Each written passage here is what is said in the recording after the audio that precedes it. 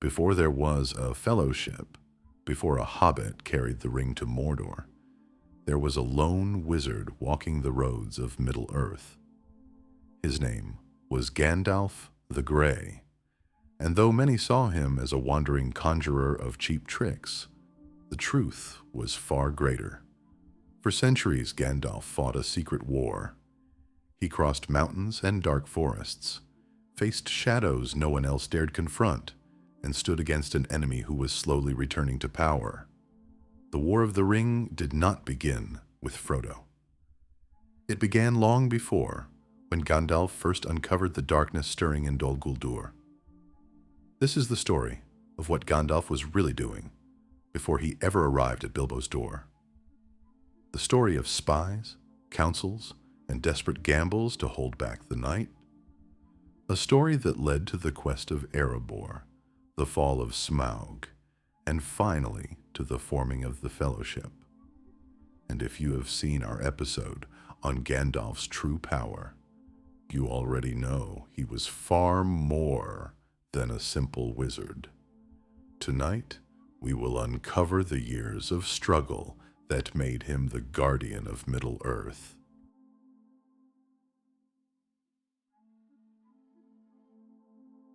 Long before he was called Gandalf, he was known as Olorin. In the timeless lands of Valinor, he walked unseen among the elves, learning wisdom from Nienna, the compassionate. It was there that he learned pity and patience, virtues that would one day become his greatest weapons. When the shadow of Sauron began to grow again after the fall of Morgoth, the Valar knew that Middle-earth would need protectors. They did not send armies or blazing champions. They sent 5 wanderers in the form of old men, each carrying only a staff and their wisdom. These were the Astari. Olorin feared he was too weak for such a task, but Manwë, Lord of the Valar, insisted that precisely because of his humility, he was the right choice. And so Olorin crossed the sea, setting foot in Middle-earth for the first time. He wore gray robes and carried a simple staff, taking the name Gandalf, the Elf of the Wand.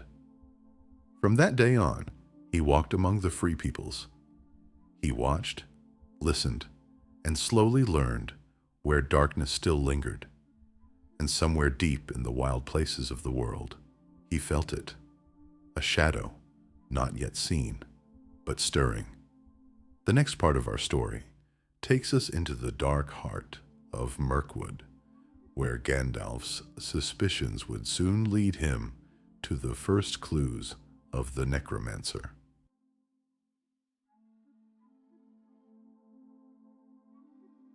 Deep within the southern reaches of Mirkwood, there stood a dark fortress, abandoned since the wars of an age long past. The wood around it grew sick and twisted, the air heavy with dread. Travelers spoke of strange creatures prowling under the trees, and of a figure cloaked in shadow that they called the Necromancer. Gandalf had heard the whispers. He crossed the forest alone, staff in hand, and ventured into the very heart of the darkness. What he found chilled even his spirit. The power gathered in Dol Guldur was not the work of a mere phantom. It was cunning, deliberate, patient. In secret chambers he discovered signs of sorcery that reached back to the First Age. He found records of dark enchantments, and above all, a will, a mind behind the power. When Gandalf at last looked into the shadows, he understood the terrible truth. The Necromancer was no nameless spirit. It was Sauron, the Dark Lord returned. Few would believe him when he brought this warning to the wise, but Gandalf knew the world was once again in danger. Sauron was weak, yes, but he was gathering strength. If left unchecked, he would soon be ready to strike. And so Gandalf began to watch and to plan. But he could not face this threat alone. The shadow had to be confronted by all the great powers of Middle-earth, and so a council was called, a gathering of the wise who would decide the fate of Dol Guldur.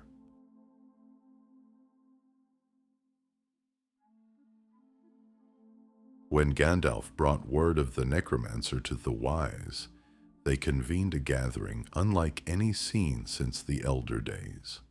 This council would come to be known as the White Council. At its head stood Saruman the White, greatest of the Istari. Beside him sat Elrond half-elven, Galadriel of Lothlorien, and Círdan the Shipwright. Radagast the Brown was there as well, though his mind was already turning more toward the birds and beasts than the counsels of the wise. Gandalf stood before them and told what he had found in Dol Guldur. He warned that the shadow gathering there was no mere wraith, but the Dark Lord himself, rebuilding his strength. Some on the council believed him at once, but Saruman counseled patience. He argued that the Necromancer was a lesser threat, one who could be watched and contained without open war. At first, Gandalf agreed. The shadow in Mirkwood was growing, but Sauron's strength was not yet what it once was. Still, doubts gnawed at him. He had seen the fear in the hearts of those who lived near Dol Guldur. He had felt the malice in the very earth. Years passed, and the shadow only deepened. Spiders multiplied in the forest. The greenwood became darker, fouler. Gandalf returned again and again, but each time the darkness was stronger than before. He urged the council to act, but Saruman still resisted. This was the beginning of a rift between the two wizards. Gandalf began to suspect that Saruman's counsels were not as pure as they once seemed, that perhaps he had his own designs regarding the Rings of Power. And so Gandalf began to search for another way. If Saruman would not move against Sauron, perhaps a different plan could shift the balance of power.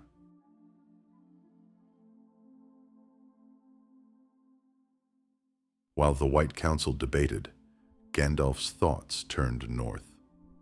There, under the lonely mountain, slept Smaug the Terrible, last of the great dragons. Few remembered what a single dragon could do, but Gandalf did.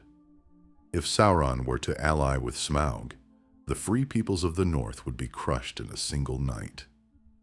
Rivendell would be cut off. Lothlorien and the Shire would lie open to destruction. Sauron would have his northern flank secured, and the war would be lost before it even began. Gandalf knew he had to act. By chance, or by design, he met Thorin Oakenshield at Bree. Thorin spoke of reclaiming Erebor, of driving out the dragon and restoring the kingdom under the mountain. Gandalf listened carefully, and in that moment a plan began to form. But Thorin needed more than warriors. He needed someone clever, someone who could slip past Dragonfire and find a way to turn luck in their favor. He needed a burglar. Gandalf's thoughts turned to the Shire, to a hobbit he had once met, quiet and unassuming, but with a spark of something hidden. Bilbo Baggins. It was a gamble, perhaps the greatest of Gandalf's life, but he believed that a hobbit could succeed where warriors might fail. And so he arranged the meeting at Bag End, nudging Bilbo onto the road that would change his life and the fate of Middle-earth. The quest of Erebor was not just a treasure hunt.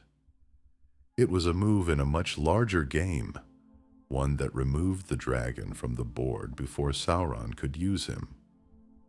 When Smaug finally fell, Gandalf's fears were eased, but not ended. The shadow in Dol Guldur still lingered, and war was drawing near. Soon, the wise would have no choice but to act.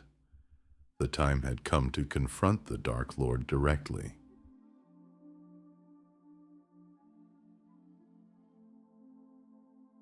At last, the time for patience was over. The shadow in Mirkwood had grown too strong, and Sauron was ready to reveal himself. The White Council was called once more, and this time Gandalf's warnings could no longer be ignored. Galadriel supported him, and even Saruman, though reluctant, finally agreed that Dol Guldur must be purged. The decision was made. The wise would strike. The assault on Dol Guldur was swift and terrible. The power of the council broke through the dark enchantments that cloaked the fortress. Gandalf and Saruman together led the attack, their staffs blazing, their voices calling down words of power. The shadow fought back, but Sauron was not yet strong enough to stand against them. In the end, the Necromancer fled, abandoning his stronghold. For a time, it seemed a great victory. Mirkwood was freed of its darkest presence, and the free peoples rejoiced. But Gandalf knew the war was not truly won. Sauron's retreat was not defeat, but strategy. He had fled to Mordor, where his strength would be greater than ever. The Dark Tower would rise again. Gandalf returned from Dol Guldur with grim news. The hour of open war was drawing near, and the Ring of Power, if it still existed, would soon become the key to victory or defeat. And so Gandalf began to prepare. He would need allies, information, and above all, time.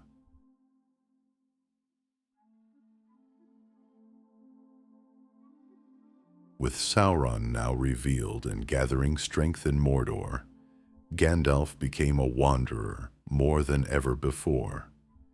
He traveled the length and breadth of Middle-earth, from the halls of kings to the simplest village taverns, seeking news, warning of danger, and learning what he could of the enemy's plans.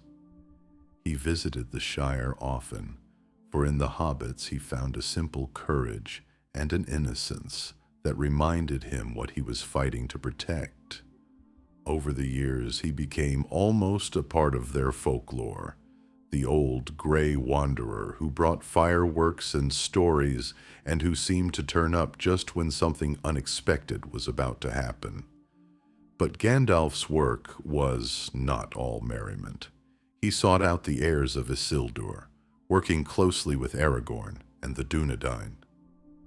Together they guarded the north from the growing threat of orcs and spies.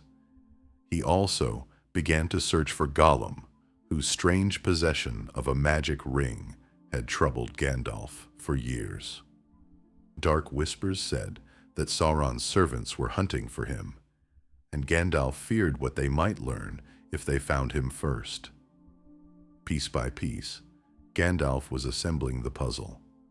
The One Ring might yet be found, and if it was, it had to be found by the free peoples before Sauron laid hands on it. Each journey, each choice, brought Gandalf closer to the moment when he would finally have to act. The board was set, the players were moving, and the first move of the final war was about to begin.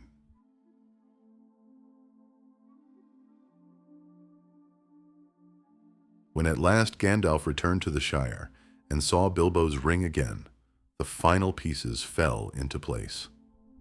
The small trinket Bilbo had found in the darkness beneath the misty mountains was no mere magic ring. Gandalf's long years of doubt turned to certainty. This was the One Ring, the weapon of the Dark Lord. From that moment, the secret war Gandalf had fought for centuries became open. He urged Frodo to keep the ring secret, to prepare for a journey far beyond the borders of the Shire.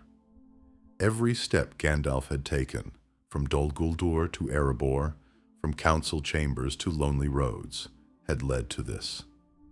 But even then, Gandalf's work was not done. He rode south to seek wisdom from Saruman, only to learn of his betrayal. Imprisoned in Orthanc, Gandalf escaped and raced back to warn the Shire, but the enemy was already moving. The ringwraiths were riding. When Frodo at last set out, Gandalf guided him toward Rivendell, where the Council of Elrond would gather and decide the fate of the ring. And from that council would arise the Fellowship, the final stroke in Gandalf's long and patient design. The War of the Ring was not the beginning of Gandalf's story. It was the culmination of centuries of work, sacrifice, and foresight. Without his secret war, there would have been no chance to resist the darkness at all. And so we see Gandalf not just as the guide of hobbits, but as the quiet architect of victory, the one who held back the shadow until the world was ready to fight.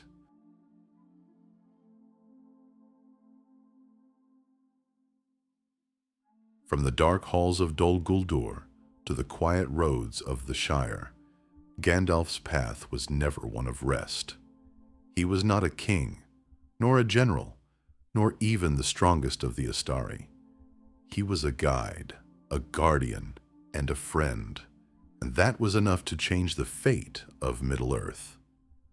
His secret war was fought with whispers as often as with fire, with patience as often as with power.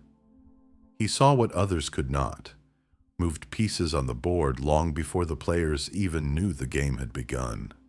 By the time Frodo left Bag End, the last act of Gandalf's long plan was already in motion. Every choice, every journey, every risk had led to that single moment when the Fellowship would rise and face the shadow. And perhaps that is Gandalf's greatest legacy. Not the battles he fought, but the hope he inspired.